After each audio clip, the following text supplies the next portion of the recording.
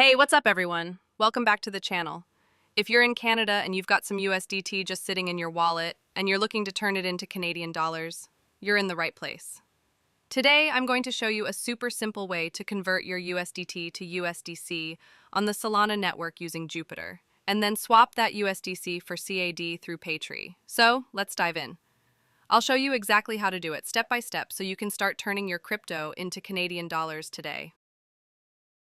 First, head over to Jupiter Aggregator. On the selling side, select USDT as the token you want to sell. Then, on the buying, select USDC as the token you want to receive.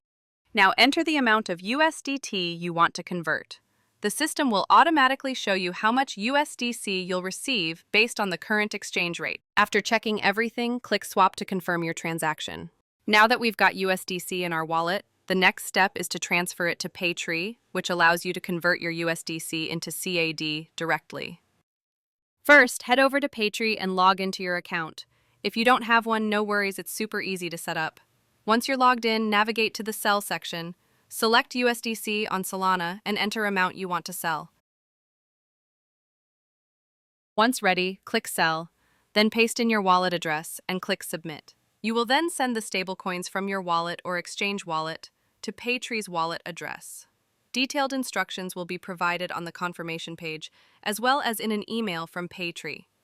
Important, be sure to account for any withdrawal fees associated with your exchange or network to avoid delays. Ensure that the final amount received by PayTrie matches the amount that was booked. Once PayTrie receives your order, they'll send your CAD payment via Interac e-transfer. This usually takes up to 1 hour or less, but in some cases it may take up to 24 hours at most. And that's it! You've successfully converted your USDT to CAD using the Solana network. If this video helped you out, make sure to smash that like button, subscribe for more easy crypto guides, and drop a comment if you've got questions or want to see more tutorials like this.